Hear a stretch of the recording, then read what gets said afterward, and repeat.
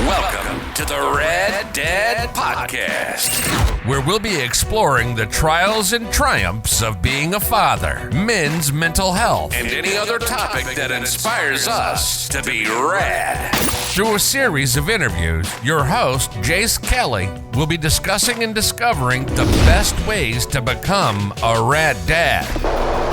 Now your host, Jace. All right, welcome to the Rad Dad Podcast. This is episode 9. I am here with Coach Justin Judkins. That's what I know him by as Coach. Happy to have you on.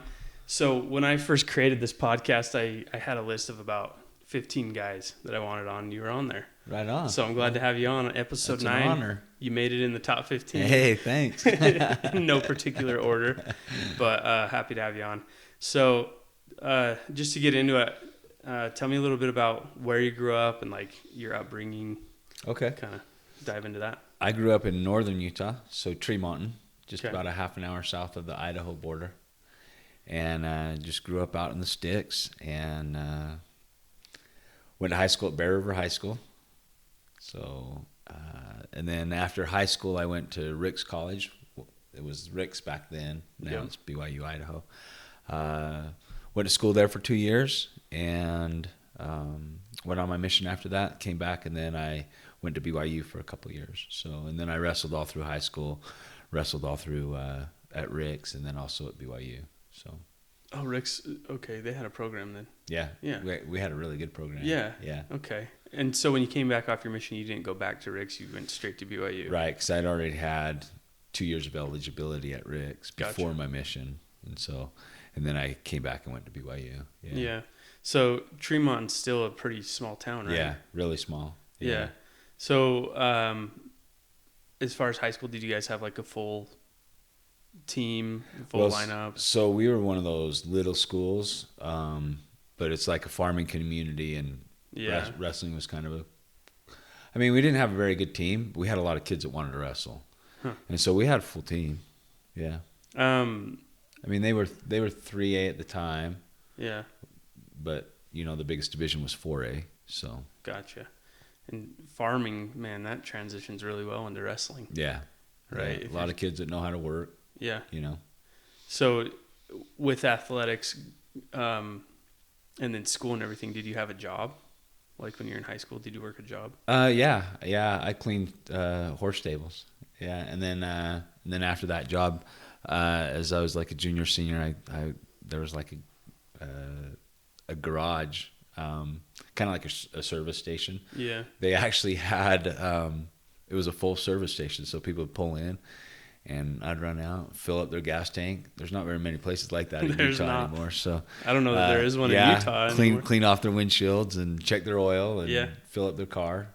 So it's kind of cool. That's awesome. Yeah. So in high school, did you have a vision of being a collegiate athlete? Yeah, I always wanted to. Yeah. Yeah. So did you go on scholarship or you got Yeah. recruited? Okay. Mhm. Yeah, I got recruited and went on scholarship to Ricks, and then also same at BYU. So tell me about wrestling for BYU. Like, what was the atmosphere like? I mean, it was kind of a short-lived program, but it has a legacy behind it. Yeah, I mean, if I took a step back and talked about Ricks first, we had a really, really good program.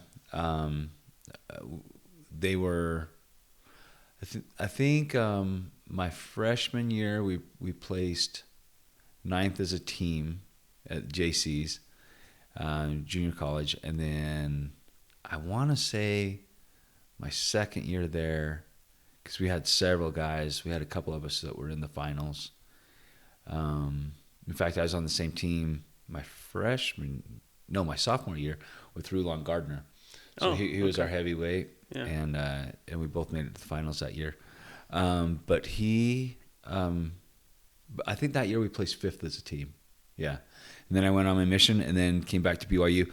And BYU was cool. It was a lot of fun. A lot of great guys that I'm still friends with today.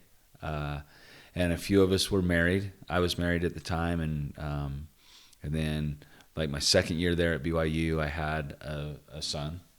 So we had a baby there, and a couple other team members did too. So it was kind of cool. So you had two kids. What's that? So that you had one kid or two kids? Just one.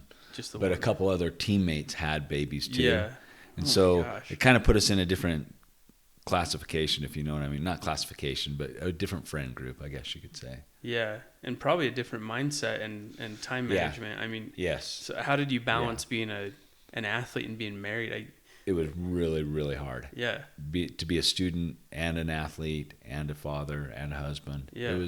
I had a lot of balls that I was juggling at one time. Yeah, for sure. Yeah.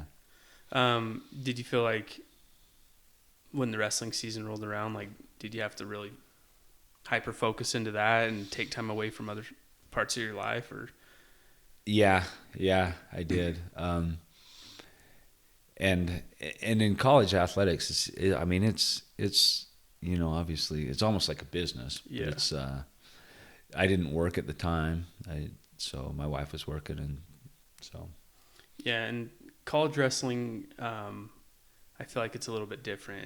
It's pretty dang time consuming. Yeah. I don't think the general population realizes how time consuming college wrestling is. Yeah, it really Right. is. Yeah. 'Cause- And even in the off season, but during the regular season, I'd go to school early and I'd drill, and then I usually would run distance in the morning, and then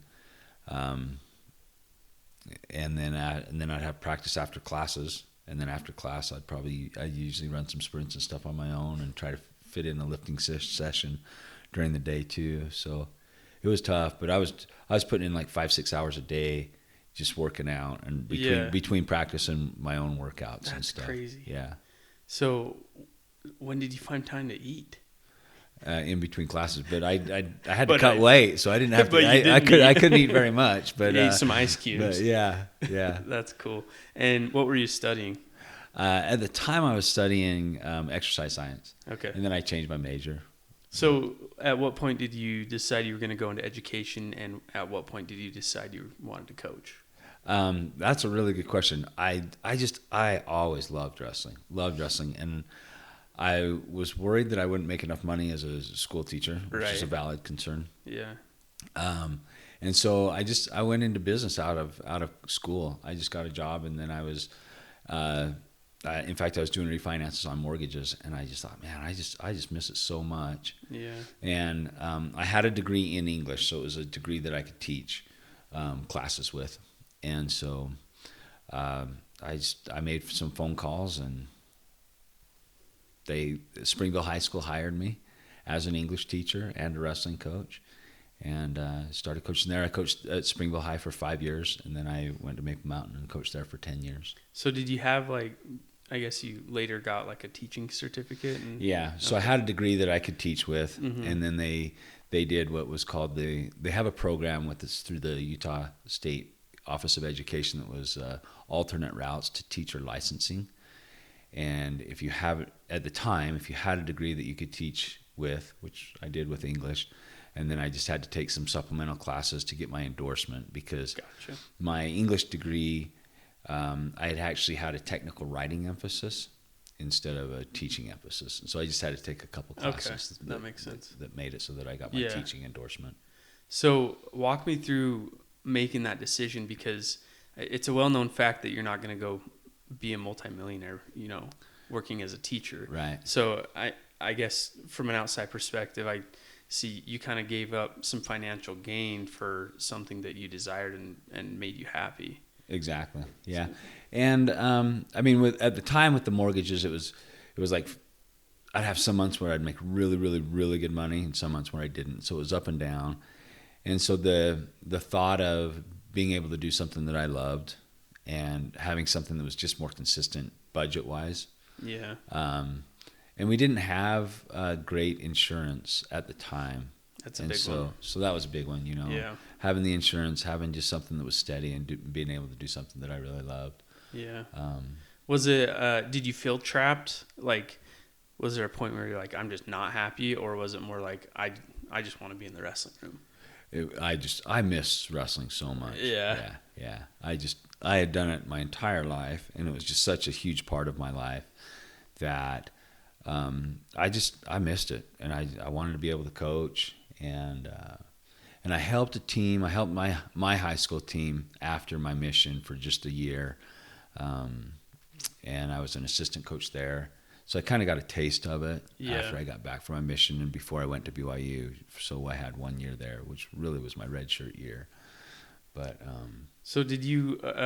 What were your emotions walking into that wrestling room for the first time as a young coach? Like you're taking on a high school coaching position. I was actually really nervous. Like Yeah. I knew what I wanted to do, and I had big goals, big aspirations, and I knew what I wanted to do. But I mean, I was walking into a program that wasn't stellar. It wasn't a. I mean, they had a lot of great foundations, if you know what I mean. Like their little kids program was really good. Their junior high Yeah. program, they had great coaches there, coaches that were really, really passionate about it, and they had a handful of kids that were pretty excited about the sport, but they just didn't have a big track record, and so it was good timing for me. It was good timing for me. There were kids that were coming up that had been well coached, that loved Yeah. the sport, and so it was a program that was ready to do well. Did you have certain philosophies or things that you wanted your athletes to walk away with? Definitely, yes, from the get-go. I wanted several things, but one of the big things was I wanted them to be able to just learn life lessons in the wrestling room that they could apply and use and be valuable to them for the rest of their life, no matter what they chose to do. Yeah. When I had my dad on the podcast, we talked about this a little bit, but I feel like wrestling coaches are a different breed because it's a little bit different because you're on the mat with the athlete. You know, you're in the grind with the athlete. You're not standing on a sideline and just coaching. You're like sweating and grinding a lot of times with them. Yeah. You're there in the mornings. You're there after school. Yeah. Talk to me about that special relationship that you had with the athletes. I think that I hope that they knew that I really, really cared about them and their success. But I think that, like you said, being in there with them, like, and they knew that I was there every step of the way with them too. You know, we had those early morning practices, you remember, Yeah. and they were hard. Yeah. And then really hard practices after school. But I was in there, like you say, wrestling with the guys, and we hit it hard. I mean, I was trying to get you guys 50 matches a year, you know? Yeah. And so there was a lot of time that we spent together. And so I think that, like I said, I wanted to make sure that my athletes knew that I really, really cared about them as individuals more than how they performed. But I think that it is a different type of a sport because, for one, the sport is so different because it's so personal because it's just you against one other person. Yeah. I think that sets the sport apart, but then also having somebody there that's been there before, that has the experience, that does care about the athletes and is able to coach them through that, I think does put a wrestling coach kind of in a different classification, if you will. Yeah. I'd agree with that. And how did you develop your skills as a coach? Like, how do you get better as a coach? Do you observe other coaches, or do you just kind of learn as you go? What are the materials that you kind of excel at? That's a good question. I had an incredible coach at BYU, but I also had an incredible coach that I really, really loved and respected at Rick's. And his name is Bob Christensen. If anybody has had the pleasure to know him, then they will recognize that he is just an extraordinary individual. And so I patterned a lot of what I did after him and lessons I learned from him. And so that was huge. And then also I did a ton of, I'd get lots of videos. I was trying to take in and do as much research as I could on anything that was coaching related or sports performance related, whether it was books or videos or TED Talks or whatever it was. But then too, I wouldn't say I experimented things, but I I would. I'd try things, Yeah. and if they didn't work, then I'd scratch it. And Yeah. the stuff that did work, then I'd try to hang on to. And Yeah. So, yeah. I guess after years that piles up Yeah. to a couple Yeah. state championships. Yeah. Right. Yeah. So how did these skills bleed into your life as a father? I think that coaching and being a father really go hand in hand. I mean, you're trying to raise good citizens, right? Yeah. Like, Yeah. I want my children to be honorable members of society, contribute to society, but also to be happy and to be able to accomplish their goals Yeah. and the things that they want to accomplish. And in essence, I wanted the same thing for my wrestlers too. You know, I wanted Yeah. my wrestlers to be good people. I wanted my wrestlers to go on and do great things and accomplish any goals that they set. You know, and so yeah, I think they do go hand in hand. So I'll ask you the same question, but towards fatherhood now. Did you have a plan going into fatherhood? No, I didn't. I didn't. To be honest with you, I didn't. No, I really didn't. I just thought I got married really, really young, and we had a baby really, really young. And at the time, I was wrestling and going to school and being a father and Yeah. figuring it out as I went along. So Did you feel like that was just normal? Like, hey, everyone's this busy, or what? yeah, I didn't know the difference, right? Yeah. Yeah. I felt like I had a plan. You know, we had been married 7 years before we had our first kid, and I'm like, yeah, I've had 7 years to think about this. I got a plan. Yeah. Yeah, until you bring the baby home, Right. and it's screaming at 4 a.m. Yeah. Your plan goes out the window. Yeah. You know. So I just want to pick your brain. I remember you'd show up to class semi-tired, you know, and you'd talk about, you had like a morning job, right? Yeah, I work nights. Was it nights? Yeah. So you'd teach, and then you'd coach wrestling practice, and then you'd go home and work another job? Yeah. So, and it depended on my schedule at the time. Over the years, I've had different schedules, but typically I work from 3 to 7. So I just work and it's just like 3 nights a week. But did that wear on you? yeah, big time. Yeah. Yeah. Yeah. Like big mentally, time. emotionally, like Yeah. Like it's hard when Yeah. to miss out on sleep like that. But Yeah. No, there's but you got to do what you got to do. There's studies that say, you know, like if Yeah. it can really affect like your mental health and stuff. Yeah. But you are right. You got to do what you got to do, and there is a grind. Just Yeah. like being a wrestler and being a coach, being a father can be a grind. Yep. So, talk to me about teaching. Like, was it an avenue to coach, or did you genuinely love teaching, or do you?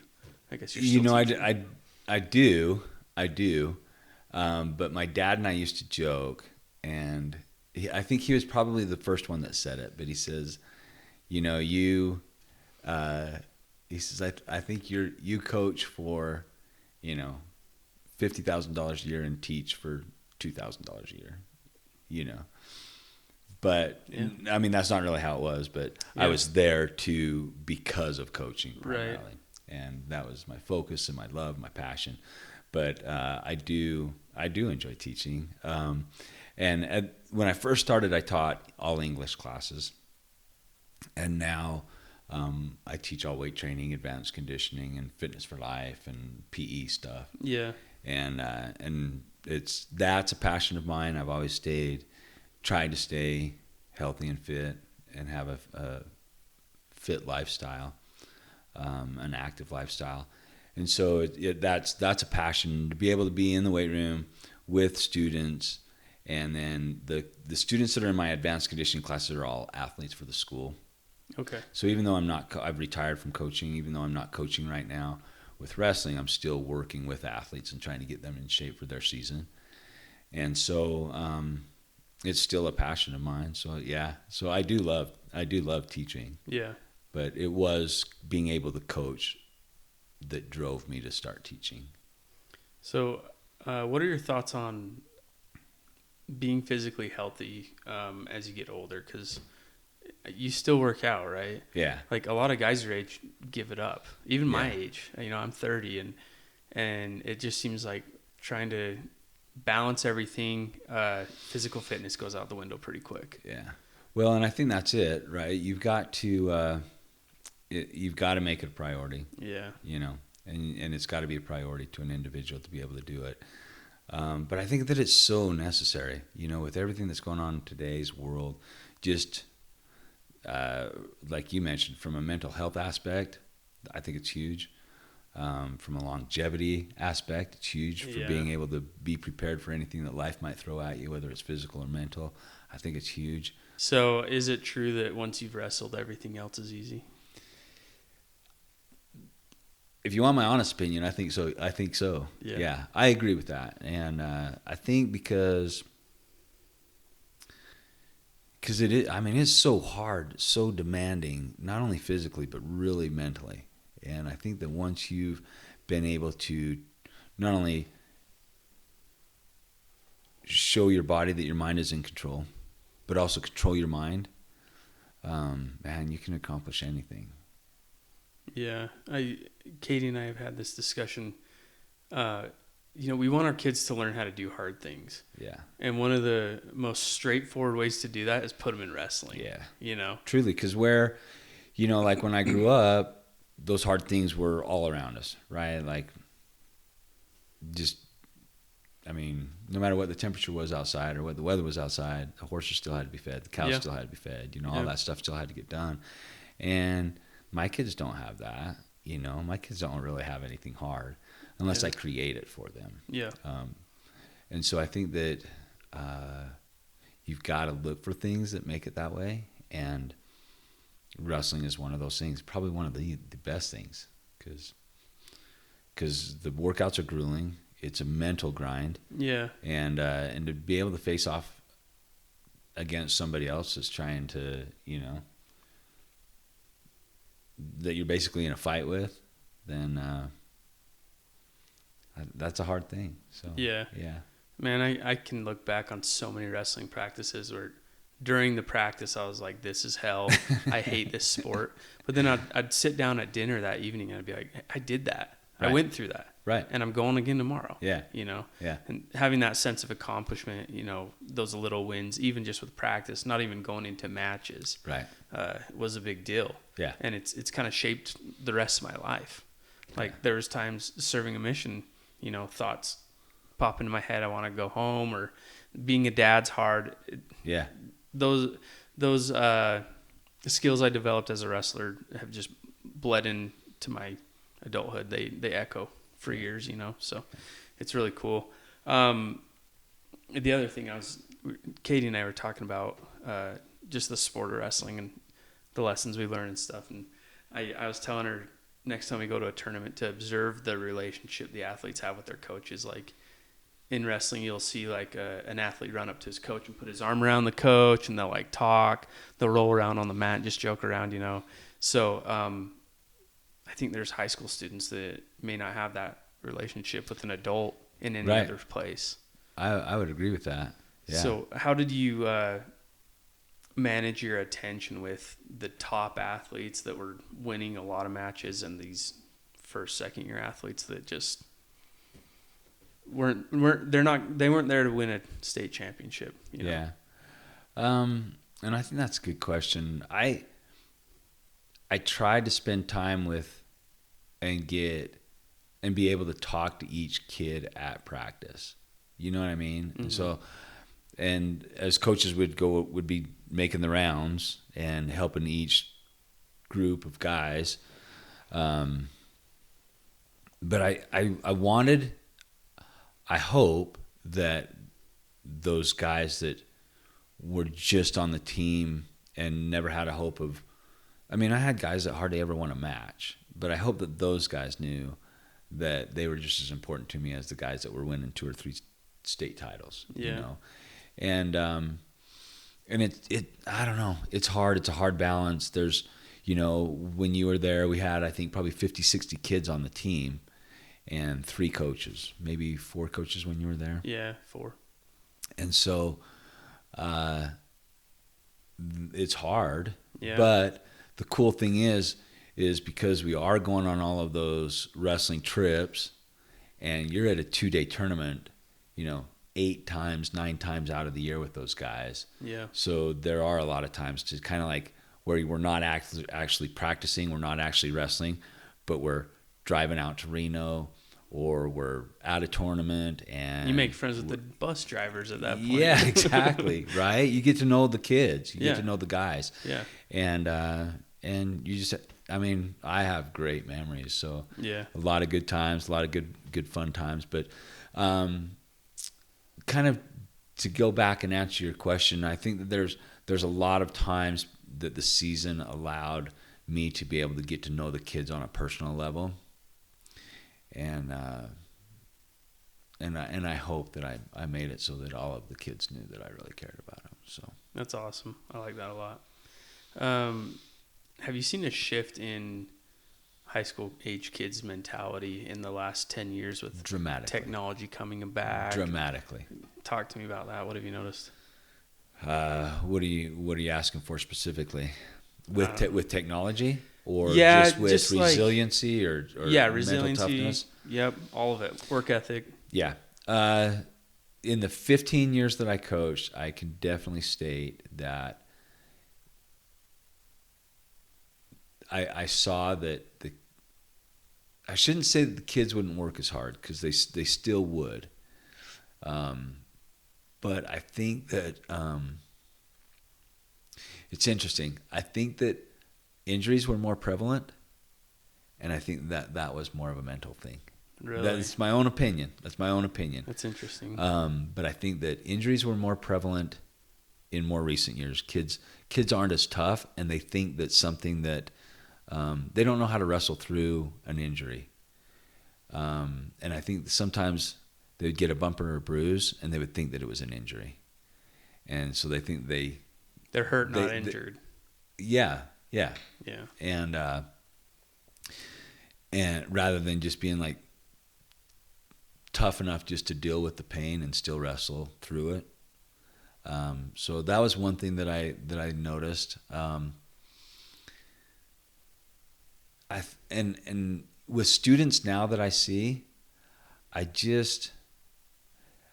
I worry because of the amount of screen time that they have, and that it's such a priority to them.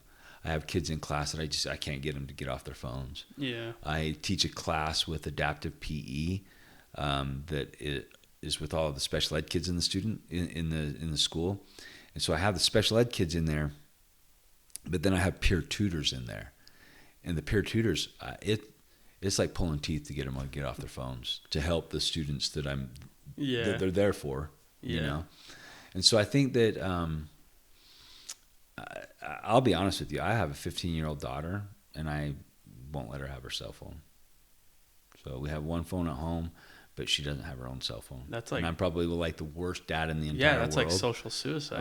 I know. I'm probably the worst dad in the entire world, but I've read too much and I've seen too much. Yeah. And I've seen too much that to the point where I don't want my daughter to go through that. I don't want her to be like that.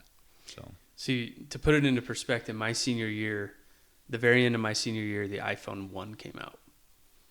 Okay. So I actually had the privilege of not growing up in that age. Yeah. And I feel like, I serve with the youth in the church and stuff. I'm around the youth quite a bit. I feel like they got a lot more going on in their heads. Oh.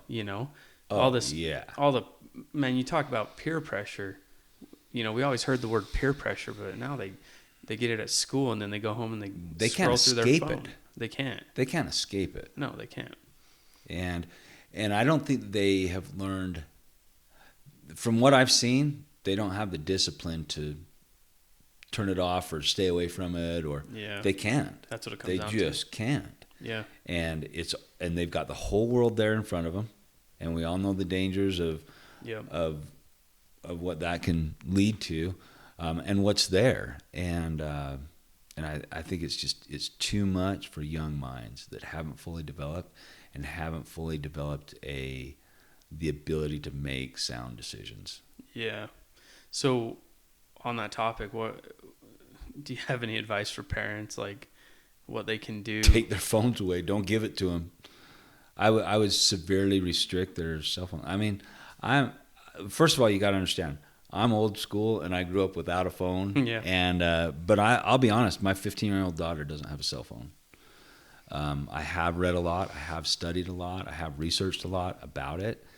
And I think that as parents, they need to be really, really, really careful. It's almost like you're handing a kid a loaded weapon. Yeah. I think that I don't see that the benefits outweigh the potential downfalls to it. I don't. But Interesting. I've got a lot of strong opinions on that. But I think that if a parent is going to let their kid have a phone, I think that they need to be able to monitor it really, really well. Parental filters, maybe limit the time that their child is on it. Yeah. I definitely wouldn't let them take them into their rooms at night, ever, or behind closed doors. Yeah. And you probably see that a lot more than most adults, working in a high school. You see the effects of it. Yeah, yeah. Are the kids like that in the hallways? Like, oh yeah, just zombies? They can't get off of them. That's so crazy. Yeah. It scares me. Like, to the point where it's like, how many kids do I want to bring into this world? Because I don't, I'm totally confident in my ability to parent them, but it's just scary, what the world will bring in the next 15, 20 years. So yeah, I don't know, but you kind of got me on a tangent there. No, that's a good tangent because it applies to every parent. Yeah. Every father's going to have to fight their teenager. I think that as fathers, we need to be really, really, really vigilant when it comes to technology in the hands of our kids. Yeah. And be able to put it down and engage face to face. Kids don't know how to do that these days. Yeah. I get kids in my class that don't know how to talk to an adult. It drives me They don't nuts know how and to it have a makes me sad. I go to a restaurant with my kids, and I look around and I see families, and the kids are on their phones and the parents are on their phones. Yeah, and they got their headphones in. That's crazy to me. Yeah. And, man, I don't even think we've started to see the negative effects that we will see in the future because of this. That's what I was just thinking, because, the parents in 10 or 15 years are going to be the ones that grew up with smartphones. Right. I think that it's going to negatively affect our children for generations to come, and I don't think we've seen the worst of it yet. Yeah, and on top of that, we've talked about this a few times on the podcast, but I think it directly correlates with kids' mental health. Oh. The time on the screen. Undoubtedly. Yeah. Undoubtedly. Yep. Which is one reason why I think that we've seen almost pandemic portions of pandemic levels of mental health disorders with kids. Depression, right? anxiety. Yeah. Depression, anxiety. I guess those are big too. Right? Through the roof. Yeah. And on top of that, a pandemic for them to cope with, right? Right. So just to kind of switch directions a little bit on you, talk to me about some of the lessons you've learned from being a father with your first kid down to your youngest, and what tactics have you changed? What communication skills have you developed? I've become a lot more patient. I think that has been important. And I'm more of a stricter disciplinarian, I would say. More of a kind of like, and the way that I grew up, my dad was just like, it's this like way or military. the highway, right? Yeah.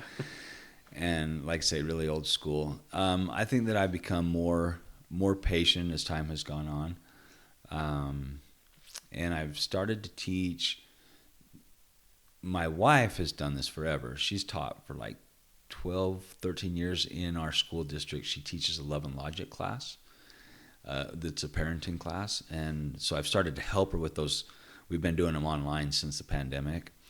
And even though I think that I was probably doing some of those general practices to be able to get into the course and learn the course, like that love and logic stuff is really good stuff. Really good parenting I didn't even know that was a class. Yeah. That's awesome. Yeah, it's really good. I feel like the reason I ask is because, one of the main reasons I'm doing this podcast is because I just want to be a better father, right? Yeah. And I don't want to get stuck in my ways, and I want to continue to develop just like an athlete, Yeah. get better. And, every parent wants their kids to have a better life than what they had, more opportunities and that. But and now I'm going to ask you, what have you learned being a grandfather? Well, it's kind of a really fun situation for me because, and like the example that I pointed out, I don't agree with handing a 3-year-old. I wouldn't hand my 3-year-old kid a phone now, but I see my daughter do it, and I want to step in as a father and say, hey, that's not, no, we don't do that. Yeah. But I can't, right? Like, so I have learned to just kind of back off a little bit. Yeah. And let my daughter, and realize the consequences on her own. So back to the patience thing. I feel like my dad was the same way. It's like you can see his patience level go from like down here, and then as the youngest gets through high school, he's got a lot of patience, Yeah. And I'm a middle child, so Yeah. I kind of got a little bit of both worlds. But I asked him, what was the one thing he learned in fatherhood that he didn't expect. Do you have something that, through your years of being a father, a lesson that you learned that you didn't expect? I'd really have to think about that. Something that I've learned that I didn't expect that I would learn. I think I thought that, looking at my dad, I wanted to be like him, right? Like, I wanted to be exactly like my dad. I thought my dad was just awesome. And so I thought that as a father, if I just did the things that my dad did and was like my dad, then that's what I needed to do, right? Like, then my kids would want to be like me, and so on and so forth. And I think the one thing that I've learned is that it takes so much more than that. It takes so much more time and so much more attention to everything that's going on in their lives, just so that you can help them. So I think that's probably what I would say, that it's just takes so much more than what I thought that it would. Primarily being just not just being a good example and doing the right things, making good decisions yourself, but being able to kind of like as a coach, that teach them those life lessons, and let them suffer the consequences when the consequences are small, so that later on, when the consequences are going to be big, then they've already learned those lessons at a younger age. Does that make sense? Yeah, it makes a lot of sense. I really like that. Basically, you're saying let them make mistakes when they don't have a family. Yeah, when they don't have a let them full make career. mistakes when the cost is small. Yeah. Right? They forget their homework, then they suffer the consequences of getting a 0 on that assignment until they figure it out with their teacher. Yeah. They forget their lunch at school. Well, they're going to go hungry that day. I'm not going to drive to the school, pick up a Happy Meal on the way, and take it to them. They're going to suffer the consequences of that. But through that process, they're going to learn that they need to be responsible for themselves. And Yeah. And then as adults, then they've already learned those lessons. Yeah. I think sometimes it's easier to just come to the rescue of your kids and fix their problems. I think that's a big problem. It is. Honestly. Yeah. And then I see that all the time as a teacher, right? Like, I'll have a kid in class that's, missed class or whatever, has a failing grade. Let's just use that as an example. And I'll have the parent email me and give me all the reasons why their student should have an A. Yeah. And I've had the kid in class that day. And I'm thinking, why didn't the kid just come talk to me? Yeah. And let's work it out ourselves and figure it out ourselves. But no, it's the parents that's stepping in, telling me all of the reasons why their student has to have an A and why I need to do this for their student and do that for their student, when really it should have been the student in the first place that came to me and said, hey, what do I need to do to earn a better grade? Yeah. Yeah, man. What do I need to do to fix my mistake? Yeah. I don't know. If you don't learn that before 15 or 16, you're in for a rough patch. But the thing is kids do, from what I've seen, and I'm talking in generalities here, a lot of my students don't have to learn that lesson because their parents are saving the day for them over and over and over and over again. And they have since they've been little. So the kids don't have to do anything. Mom and dad will always take care of it. And I think that we're doing our children a disservice when we do that. It's no longer, what do they say? It's no longer helicopter parents that would just kind of hover and kind of like intercede. Now they're snowplow parents, right? They get in front and they push everything out of the way for their kid to make their path easier. And I think that's a mistake. Yeah. And those kids, unfortunately, might be in for a rude awakening in their early adult years. They don't get that at college. They don't get that on their job, you know. You get the kids that can't even call to schedule a doctor's appointment because they don't have that social skill, you know. Yeah. Interesting. Was it ever hard for you to draw the line between being a coach and being a father? No, because I think that the two worlds are so closely aligned. I really do.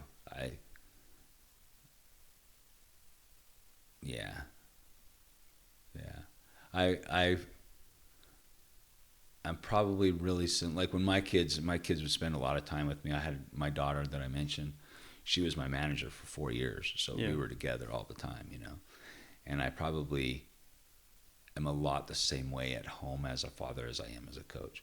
Probably not as strict now as a father. Yeah. But as a coach, I mean, and as a father too, you have to be that way, right? But I was probably harder on my wrestlers than I was my own kids. So there's do you feel like it's harder to have adult children and kind of take a step back and let them figure it out, or is it harder to have young kids in their first 10 years? What I think it's harder. It's much harder, I think, to have the younger kids. It's more time consuming, and you're just more involved, right? Like in everything. I think one thing that, going back to my dad, one lesson that I learned from him is that, hey, once I was out of the house at 18, I was on my own, right? Like, I mean, I'd call him and talk to him all the time, probably like once a week, and we talked a lot. But every decision I made was on my own. So, I mean, I'd ask him for advice and stuff on different things, but for my kids, I've kind of modeled that same thing. Once they're out of the house, like I call and talk to them. I have them over all the time, and we have a lot of good times together. But I'm not in their lives telling them they need to do this. If they ask me, then I'll tell them, well, this is how it's worked out for me. So I'm more hands off as they've gone out on their own, if that makes sense. Yeah. And so I think that it's probably more parenting involved with the younger kids. Yeah. Yeah. I feel like I put a little bit of pressure on myself thinking about this, because it's like you got, 18 years to develop this person for the rest of their lives. Yeah. So you hope you do a good job, and then the reason I ask you that is because, once they're an adult, you're either going to watch them and get satisfaction from your years together, or it's going to be hard. Yeah. So, yeah. I don't know. I just feel like I got to take it pretty seriously. Hence the podcast, Yeah. Just trying to do my best. I think it's a great thing. I think it's a really good thing. So, just to wrap this up, I ask all my guests a question at the end, and that is, if there's one lesson that you want your kids to be left with when you are not here anymore, what is that lesson?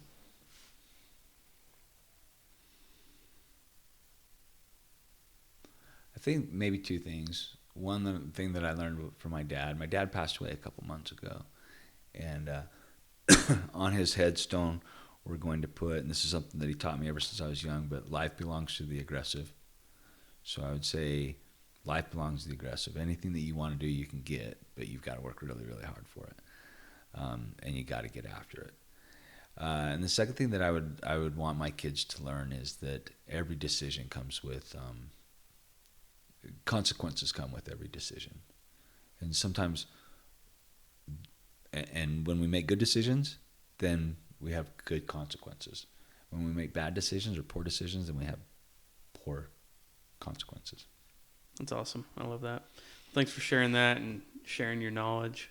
Oh, you and- bet. and I don't know being if it here. was very much knowledge. No, but this- it was this the has world been according awesome. to Justin Judkins. So, Well, 17-year-old Jace would be pretty proud that we're here. So thank you. cool. Well, thank you.